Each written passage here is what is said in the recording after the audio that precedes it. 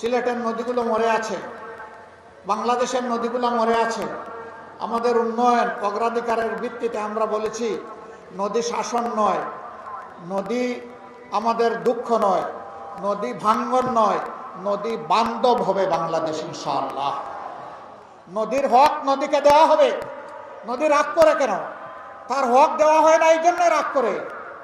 তার পেট ভরিয়ে তোলা হয়েছে, দখল করা হয়েছে, গার্বেজ দিয়ে শেষ করে দেওয়া হয়েছে, পানিগুলো নষ্ট করে ফেলা হয়েছে।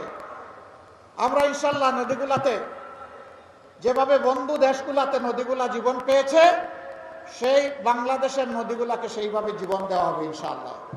সুরমা কুশিয়ারা বইয়ের পাতায় যেন না থাকে, বাস্তবে যেন পাওয়া যায়, সেই সুরমা কুশিয়ারা বানানো হবে ইনশাআল্লাহ। সুনামগঞ্জের হাওড় বাওড় এলাকা খাদ্যশস্যের 5 ভাগের 1 ভাগ এখান থেকে সারা দেশের জন্য সরবরাহ হয়। সেই এলাকা অবহেলিত, বাঁধ ভেঙে যায়, ইঁদুরে নাকি বাঁধ কেটে দেয়। ইঁদুরে বাঁধ কাটে কি জন্য?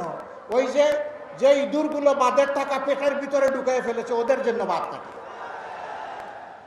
ওই ইঁদুর আর ওখানে আর বাঁধ কাটার সুযোগ পাবে না, পেটের ভিতরে আর টাকা ঢুকাইতে পারবে না।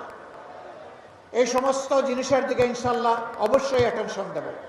বাংলাদেশের যে জায়গা কৃষি প্রধান, যেখানে জলজ সম্পদ, কৃষি সম্পদ বেশি, সেই এলাকায় ইনশাআল্লাহ আমরা একটা কৃষি শিল্পের রাজধানী হিসেবে গড়ে তুলব। কৃষকদের হাতে আমরা অর্থবহ সরঞ্জাম তুলে দেব, কম পরিশ্রমে তারা যাতে বেশি আয় করতে পারেন।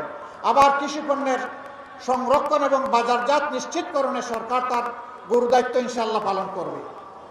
মাঝিদের হাতে জাল দেওয়া হবে, নামে মাঝি কিন্তু কাজে পাজি।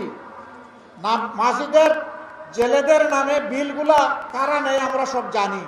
আগামীতে এই সমস্ত দুর্নীতির রুট এবং মূল আমরা কেটে দেবো ইনশাআল্লাহ। জাল যার জলা তার, সেই পাবে ইনশাআল্লাহ। এই সমস্ত জিনিসগুলো নিশ্চিত করা হবে।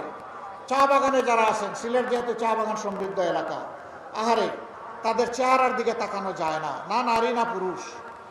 হাড় ভাঙ্গা পরিশ্রম, বোন স্কিন অ্যাপিয়ারেন্স, হাড্ডি চামড়া। এ মানুষগুলা দিন আনে দিন খায়, আগামী দিন কি হবে জানে না। সন্তানগুলা ভূমিষ্ঠ হয়, একটু স্বাস্থ্য সেবা পায় না, আর একটু বড় হয়, একটু শিক্ষা পায় না, অনাদরে অবহেলায় বড় হয়, তারপরে চা বাগানের কাজে লেগে যায় না। সে দেশের নাগরিক, সে মানবের সন্তান, তার দায়িত্ব আমরা নেব, সরকার নেবে ইনশাআল্লাহ তাআলা।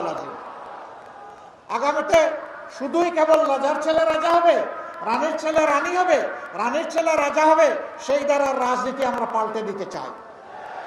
আমরা চাই আমার একটা শ্রমিক ভাইয়ের, একজন কৃষক ভাইয়ের, অথবা চা বাগানের একজন শ্রমিক ভাইয়ের সন্তানের মেধা যদি থাকে, যোগ্যতা যদি থাকে, ইনশাল্লাহ সে হবে আগামী দিনের প্রধানমন্ত্রী। আমরা সেই বাংলাদেশ গড়তে চাই। আবার একদল আছে মা বোনকে সম্মান দিতে পারে না। আমি এর প্রতিবাদ করি, এখন আমার বিরুদ্ধে মিসাইল ছাড়া শুরু করেছে। কিন্তু এরা জানে না আধুনিক বিশ্বে মিসাইল ছাড়লে অ্যান্টি মিসাইল খেতে হয়। এখন কি বলবে? চোর তো ধরা পড়েছে, ডাকাত তো ধরা পড়েছে, এখন ডাকাতের পক্ষ নিয়ে বলতেছে ওরে ছেড়ে দাও।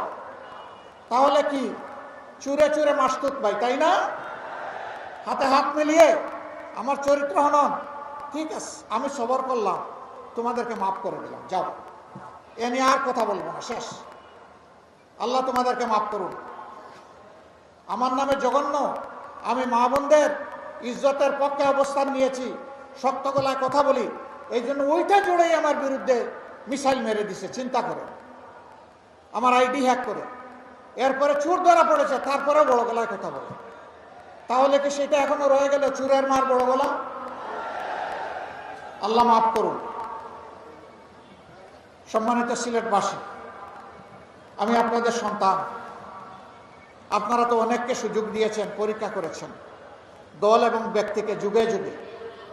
একবার আপনারা আমাদেরকে একটু সুযোগ দেন, আপনাদের মূল্যবান ভোটের আমানত একটু আমাদেরকে আপনাদের দিয়ে সাহায্য করেন। আমরা কথা দিচ্ছি আপনাদের মালিক বনব না, আপনাদের সম্পদ জীবন এবং আপনাদের ইজ্জতের পাশে দাঁড়িয়ে আমরা চৌকিদারের কাজ করবো ইনশাআল্লাহ। আমরা পাহারা দিব ইনশাআল্লাহ, যার যে মর্যাদা তার হাতে তুলে দেব ইনশাআল্লাহ। এই সিলেটের আরো বহু বঞ্চনা আছে। মেডিকেল বিশ্ববিদ্যালয় একটা হয়েছে, এতিমের মতো পড়ে আছে।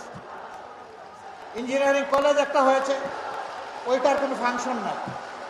ইনশাল্লাহ আপনারা একটু সাহায্য করেন।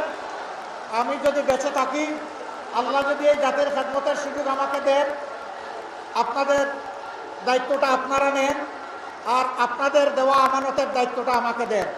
আমি কথা দিচ্ছি, বেঁচে থাকলে ইনশাআল্লাহ আপনাদের এই দাবিগুলো অযৌক্তিক নয়, ইনশাআল্লাহ সবগুলো বাস্তবায়ন হবে ইনশাআল্লাহ তাআলা আজিম। ডাবল লাইনের broad gauge rail line, bullet train, সব কিছু হবে ইনশাআল্লাহ। শুধু সিলেট হবে না, বাংলাদেশের জায়গায় জায়গায় হবে, তবে সিলেট আর বঞ্চিত হবে না ইনশাআল্লাহ।